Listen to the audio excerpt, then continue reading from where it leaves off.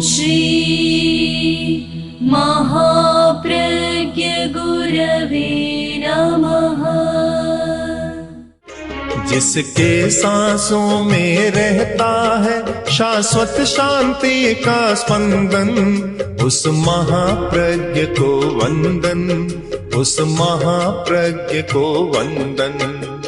सत्य अहिंसा अनेकांत को अर्पित जिसका तन मन, उस महाप्रज्ञ को वंदन, उस महाप्रज्ञ को वंदन।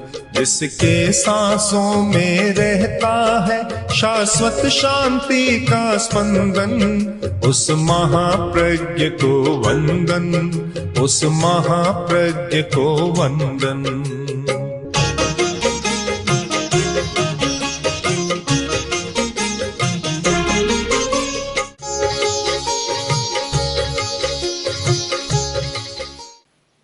एक आदमी धर्म करता है, एक नहीं करता, क्या फर्क पड़ता है?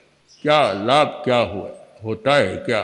क्योंकि धार्मिक लोग ये मानते हैं धर्म से परलोक सुधर जाएगा, स्वर्ग मिल जाएगा या मोक्ष मिलेगा।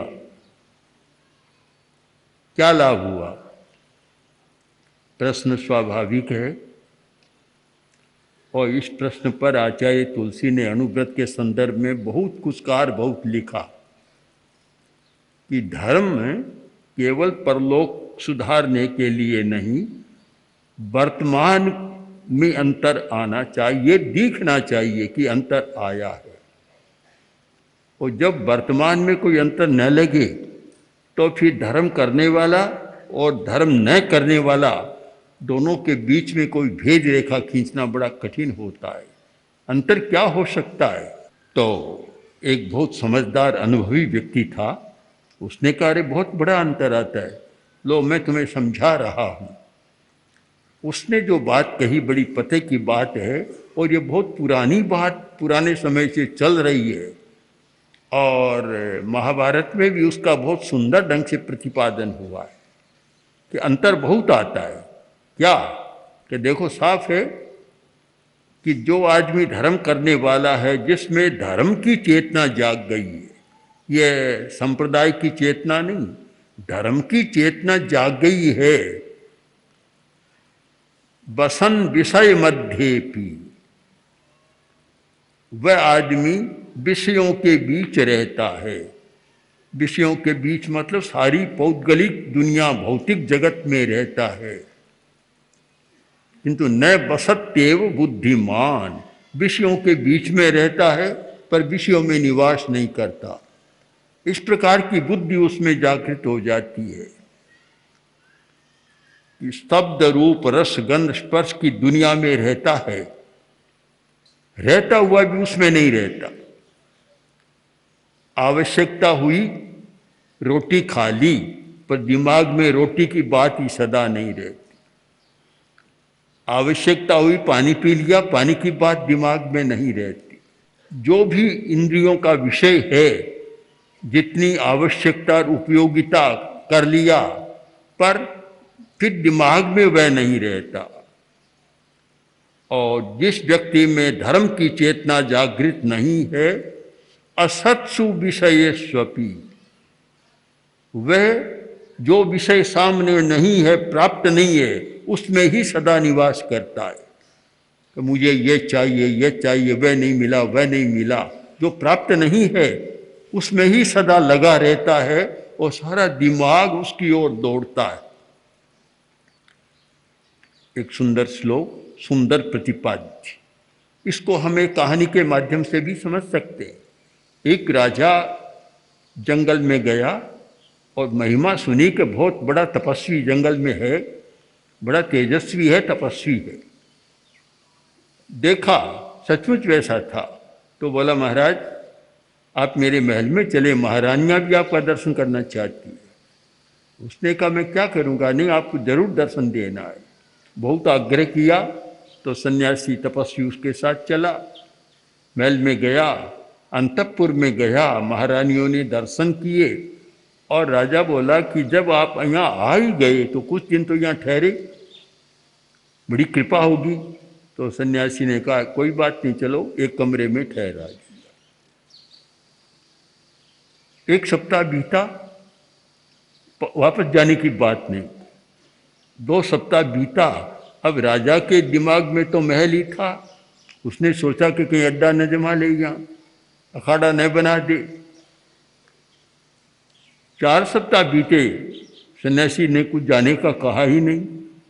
तब फिर राजा आया, आकर बोला महाराज बहुत लंबा समय हो गया, जंगल की यात्रा नहीं की, चलो आज तो हम जंगल की यात्रा पर चले। तपस्वी बोला चलो चले। तो दोनों गए जंगल में, वहीं पहुंच गए जहां मैं पेड़ के नीचे बैठता था। पेड़ आया और वहां बैठ गया। राजा भी बैठा। राजा बोला महाराज एक मेरे मन का प्रश्न है, प्रश्न है मेरे मन का कि मैं भी महल में रहता हूं और आप भी महल में रहे, तुम दोनों में फिर अंतर क्या हुआ? तब तपस्वी बोला कि कोई ज्यादा अंतर नहीं, इतना है कि मैं महल में रहा और तेरे दिमाग में महल रहता है। एक तो रहना और एक दिमाग में रहना। जो दिमाग में रहता है उसका अर्थ हो गया आसक्ति, बंधन, मोह, ममत्व और मूर्छा। ये सारे शब्द उस के लिए गढ़े गए हैं कि जिसके दिमाग में वह चीज रहती। आया गया, काम किया, बात समाप्त। एक दिन कोई बढ़िया भोजन कर लिया, अब दूसरे दिन बैठा और वापस उसी की स्मृति आती है कि आज वह नहीं, वह नहीं, वह नहीं है। आज तो डोसा नहीं है, इडली नहीं है, आज तो वह नहीं है। सारा दिमाग में वही बात आती है। इसका मतलब एक बंधन हो गया। धर्म की चेतना का इतना अंतर है कि एक धार्मिक व्यक्ति की बुद्धि शुद्ध हो गई है, उदात्त चेतना जाग गई है, वह उपयोग करता है किंतु उससे बंधता नहीं। और एक यह होता है कि उपयोग तो कम करता है, जो प्राप्त नहीं है उसकी लालसा से भी बंधा हुआ रहता है कि यह नहीं मिला, यह नहीं मिला, यह नहीं मिला। असत्सु विषयस्वपि संवसत्येव दुर्बुद्धि असत्सु विषयस्वपि। जिसकी धार्मिक बुद्धि जागृत नहीं है, वह जो प्राप्त नहीं है उसकी उधेड़ बुन में ही लगा रहता है। मुझे यह नहीं मिला, यह नहीं मिला, यह नहीं मिला। सारी चेतना उसमें व्यापृत हो जाती है। बहुत बड़ा एक अंतर सामने आया। और इतना बड़ा अंतर है कि यदि धार्मिक चेतना जागृत हो जाए तो फिर प्रतिबद्धता नहीं होती कि आज इस प्रकार की साड़ी ही मुझे चाहिए, इस प्रकार का कोट पतलून भी मुझे चाहिए, इस प्रकार का भोजन मुझे चाहिए। यानी पदार्थ से इतने बन जाते हैं कि भोज में गया और वह पदार्थ नहीं मिला तो कि निकम्मा, सारा कुछ सार नहीं, गया पर कोई अर्थ नहीं हुआ, क्योंकि जो बंधा हुआ था उसके सामने न स्वास्थ्य मुख्य रहता, न उदर भूख की पूर्ति मुख्य रहती, उसके सामने मुख्य रहता है पदार्थ का, वह नहीं मिला मुझे। हम पूरे जीवन का विश्लेषण करें, आवश्यकता और उपयोगिता का काम कितना होता है और अनावश्यक कार्य कितना होता है। ये सारा संग्रह अनावश्यक चेतना के आधार पर होता है, अन्यथा व्यक्ति को इतना संग्रह करने की जरूरत नहीं। जो केवल अपने काम न आए, केवल समाचार पत्रों के सर्वे में ही रहे कि उसके पास इतना है, इसके सिवाय कोई उपयोग नहीं होता उसका। लोग कहते हैं कि हिंदुस्तानी बड़े लोगों का स्विस खातों में इतना पड़ा है कि पूरा सारा गरीबी का निवारण हो जाए। पर काम किसके आता है कि वहाँ वे लोग भी, स्विस खाते वाले भी, अधिकारी भी कहते हैं कि इतना हो गया कि या तो ले जाए, नहीं तो फिर निकम्मा सारा चला जाए। बस ये एक हो गया ना तो आसक्ति में ये होता है मेरे पास है, इतने में दिमाग उसका बस ठंडा रहता है, संतोष मानता है मेरे पास है। उपयोगिता और आवश्यकता की बात वहाँ नहीं रहती। एक कितना बड़ा अंतर आ गया कि धार्मिक चेतना का जागरण और धार्मिक चेतना का अभाव। धार्मिक चेतना का जागरण है, वहाँ कोई अनावश्यक बात नहीं होती, उसमें नहीं रहता। जो प्राप्त है उसमें भी लिप्त नहीं होता, बनता नहीं है, उसमें न बसत्येव बुद्धिमान। उसकी चेतना पदार्थ में निवास नहीं करती, मात्र उपयोग करती है। और जिसमें धार्मिक चेतना जागृत नहीं है उसको मिलता नहीं है, फिर भी उसकी बुद्धि हमेशा उसमें पदार्थ में रहती है। ये सपनों की कहानियां इसी सच्चाई को प्रकट करती है। पुजारी उठा और पूरे गांव को निमंत्रण दे आया कि आज कोई रसोई मत बनाओ, मेरे घर सबको भोजन करना है, मैं आज सबको घेवर खिलाऊंगा। लोगों को आश्चर्य हुआ कि कहाँ से लाया घेवर इतने। लोगों को घेवर के नाम से शायद ज़्यादा आकर्षण होता होगा। किसी ने रसोई बनाई, 9 बज गए, 10 बज गए, 11 बज गए, तब लोगों ने सोचा अरे अभी तक कोई निमंत्रण नहीं आया वापस, आखिर पता तो करें, सब भूखे बैठे हैं, नाश्ता भी नहीं किया घेवर खाने की लालसा, सब भूखे हैं। 2-4 आदमी मिलकर गए, मंदिर का दरवाजा खोला, पुजारी बैठा है, बोले पुजारी जी अब सबको खिलाओ, निमंत्रण तो दे आए पूरे गांव को, अब खिलाओ। अरे भाई थोड़ी देर ठहरो, एक बार और सो जाता। अरे क्या हुआ, सोने से क्या होगा? कि तुम्हें पता नहीं, रात को मुझे सपना आया था कि मंदिर सारा घेवरों से भर गया है, पूरे गांव को मैं घेवर खिला दूँ। एक बार मुझे और नींद लेने दो, सपना आ जाए, फिर मैं तुम सबको भोजन करा दूंगा। असत्सु विषयेष्वपि, जो नहीं है उसमें चेतना लगी रहती है, उसके आधार पर उसके सारे व्यवहार और आचरण भी बदल जाते हैं। महाराज जनक ने भी सपना देखा था कि ऐसी अवस्था देखी, राज्य चला गया, खाने को किसी ने खिचड़ी परोसी, बीच में ही कोई खा गया। अब था राजा और स्थिति आ गई नीचे की। सपने में दोनों होते हैं, कभी रंक तो राजा बन जाता है, राजा रंक बन जाता है। और सपना टूटा, देखते तो वही राज्यपाट सब कुछ है। तो महाराज ने, जनक ने कहा यह सच या यह सच, दोनों में सच कौन है? जो मैं सपने में देख रहा था वह सच है, या अभी खुली आंखों से देख रहा हूं वह सच है? ये बड़ा कठिन है मामला दुनिया का। बहुत लोग सपने में देखते जीते हैं और सपने का ही दूसरा नाम हो जाता है, मूर्छा में जीते हैं, मोह माया में जीते हैं और झूठी कल्पनाओं में जीते, असत्य में बहुत जीते हैं। अगर धार्मिक चेतना जागृत है तो उसका जीवन व्यवहार सारा बदल जाएगा। अगर यह मूर्छा भंग हो जाए कि मुझे पदार्थ में नहीं रहना है, उपयोग करना है पर उसके बीच लिप्त होकर नहीं रहना है, तो फिर शायद ये भ्रष्टाचार कहीं नहीं होगा। भ्रष्टाचार क्यों होता है? ये मान लिया कि जितना इकट्ठा किया जाए उसमें श्रेय है, तो भ्रष्टाचार होता है, घोटाला, महाघोटाला होता है। अगर ये धार्मिक चेतना जागृत हो जाए तो ऐसा कुछ नहीं हो सकता। बहुत लोग बड़े गर्व के साथ कहते हैं कि हिंदुस्तान बड़ा धार्मिक देश है। मैं तो ऐसा नहीं कहता, मुझे संकोच होता है। हिंदुस्तान को धार्मिक देश कहने में संकोच होता है। एक युग था कि हिंदुस्तान बहुत धार्मिक देश था और इतनी नैतिकता थी, इतनी प्रामाणिकता, इतनी सच्चाई।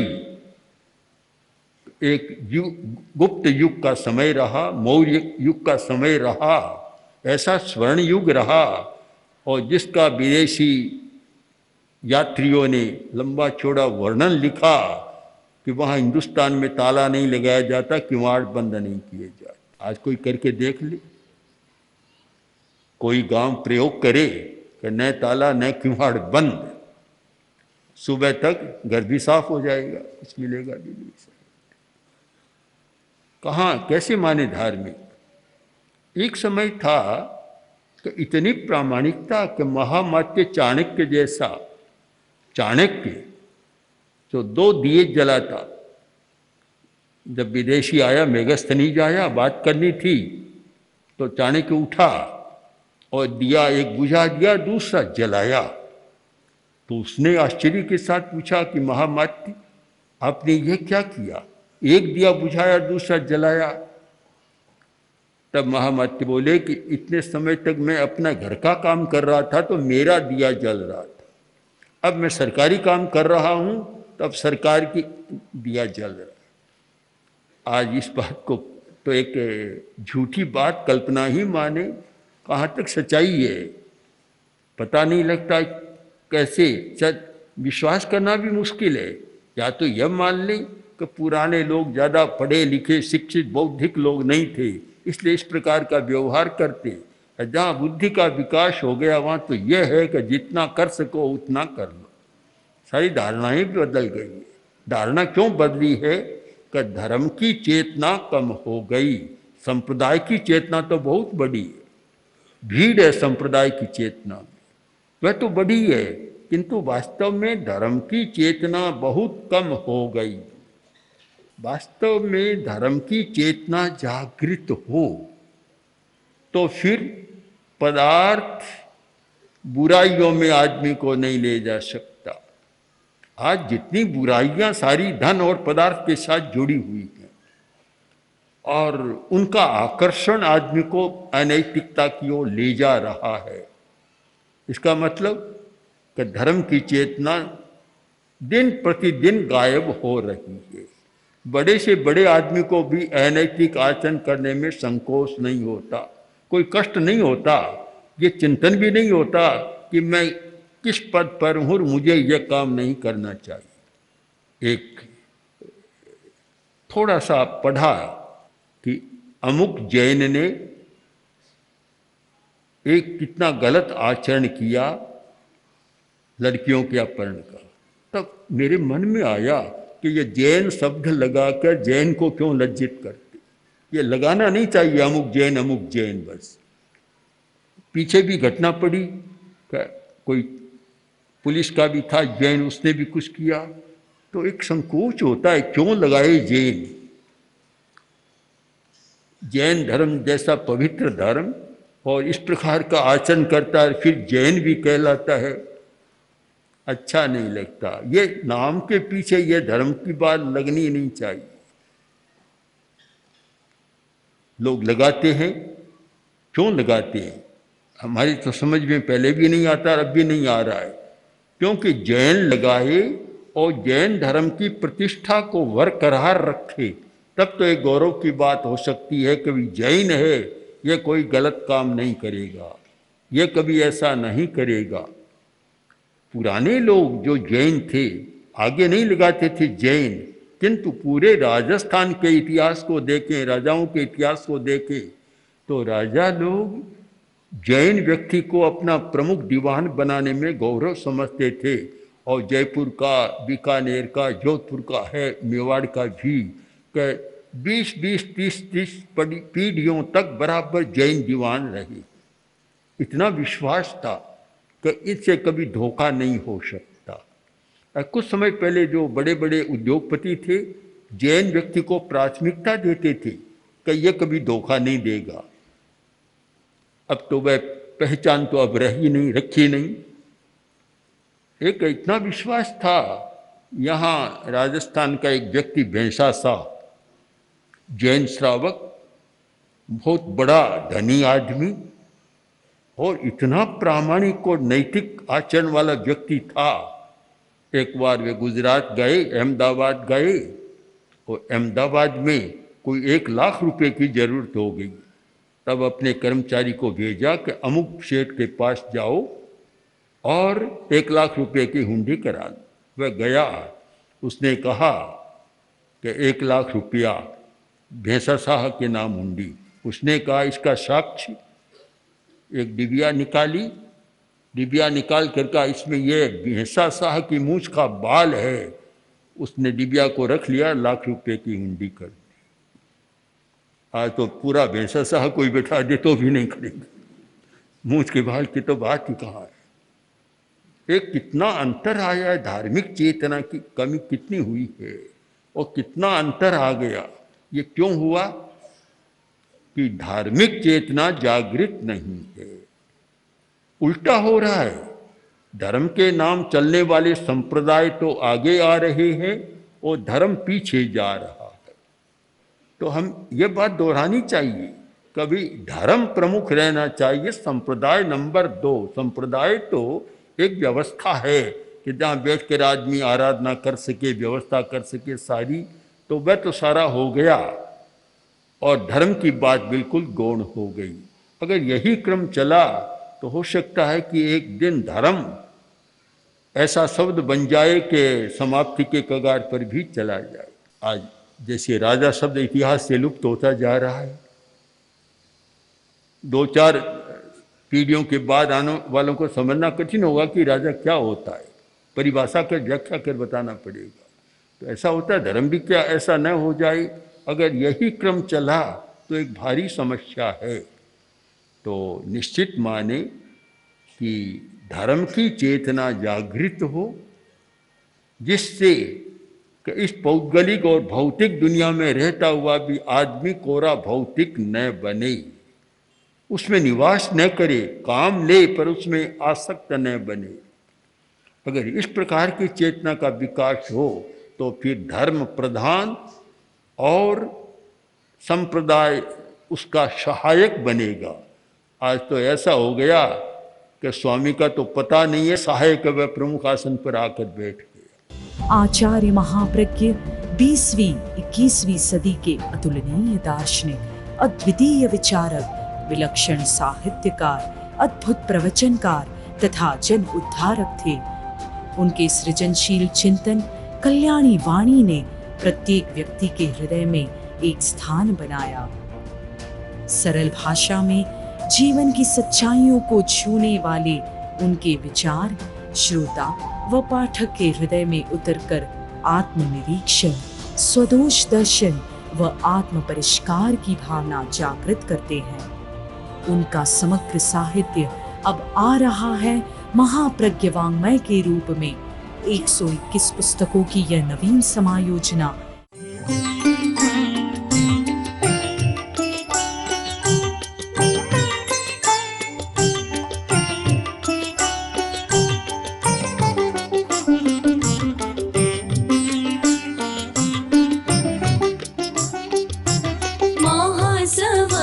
महाप्रज्ञ गुरुवै अर्घ्य आस्था काय चढ़ाए, अमल ध्यानी विशद ज्ञानी, अमर है तेरी ऋचाए। महासमर महाप्रज्ञ गुरुवै अर्घ्य आस्था काय चढ़ाए।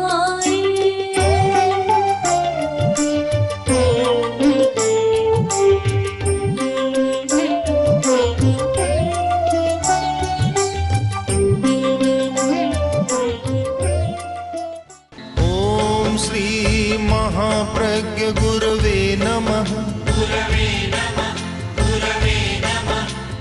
ओम श्री महाप्रज्ञ गुरवे नमः।